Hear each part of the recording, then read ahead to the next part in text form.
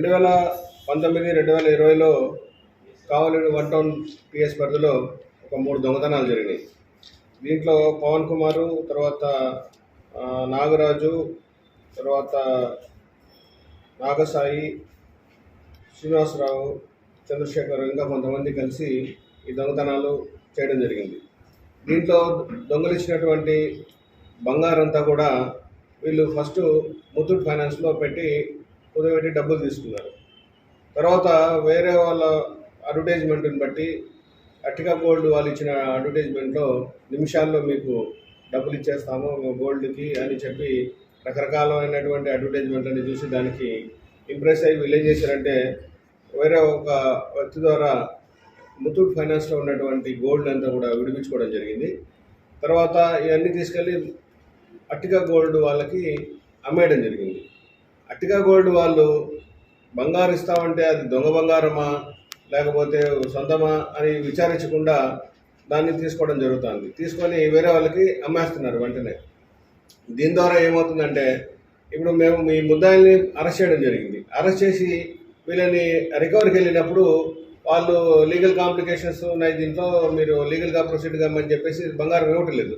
దీని ద్వారా ఎవరైతే బాధితులు ఉన్నారో వాళ్ళకి బంగారం చేరకుండా ముద్దాయిలు దొరికినప్పుడు కానీ దొంగలు దొరికినప్పుడు కానీ వాళ్ళు పోగొట్టుకున్నటువంటి వాళ్ళ దగ్గర సీజ్ చేసినటువంటి బంగారం అయితేనేమి లేకపోతే విక్టిమ్ పార్టీ పోగొట్టుకున్నట్టు బంగారం అయితేనేమి మనం వాళ్ళ దగ్గర నుంచి రికవరీ చేయలేకపోతున్నాం.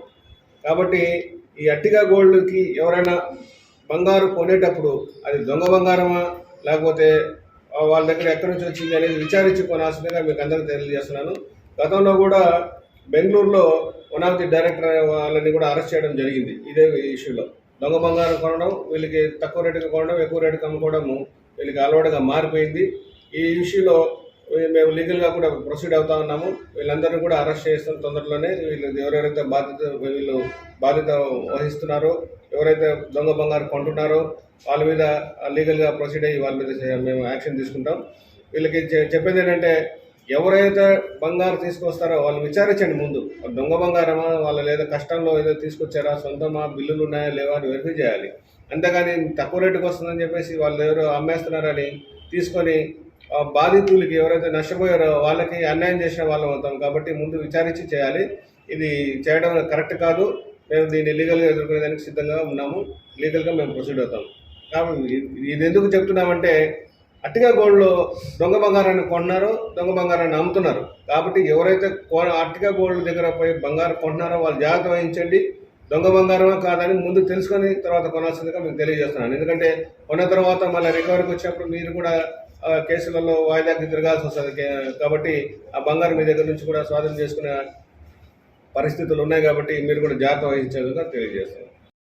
దీంట్లో ఏంటంటే అట్టిగా గోల్డ్ వాళ్ళు నిమిషాలలోనే డిస్పోజ్ చేసుకుంటున్నారు. వాళ్ళు విచారించడం లేదు. అది దొంగ బంగారమా కాదా, ఎవరి దగ్గర తీసుకొచ్చిందో సొంత బంగారం అని విచారించట్లేదు. తొందరగా డిస్పోజ్ అయిపోతుంది.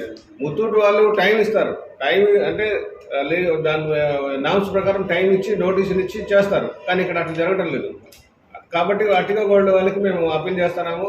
మీరు కొనేటప్పుడు మీరు తక్కువ రేటుకి వస్తాను కొనద్దండి. అది దొంగ బంగారం కాదు విచారించి తర్వాత కొనాలి. అమ్మేటప్పుడు కూడా దాని గురించి పూర్వపరాలు పరిశీలించిన తర్వాత సఫిషియెంట్ టైం ఉన్న తర్వాతనే అమ్మాలి. కానీ వెంటనే అమ్మేస్తే ఎవరైతే బాధితులు నష్టపోయి ఉంటారో, బంగారు పోయి ఉంటుందో ఇంట్లో, వాళ్ళు ఇబ్బంది పడే పరిస్థితి ఉంది. కాబట్టి మీరు ఆలోచించండి. ఇట్లాంటి పనులు మళ్ళీ చేయొద్దని చెప్పి మేము తెలియజేస్తాం.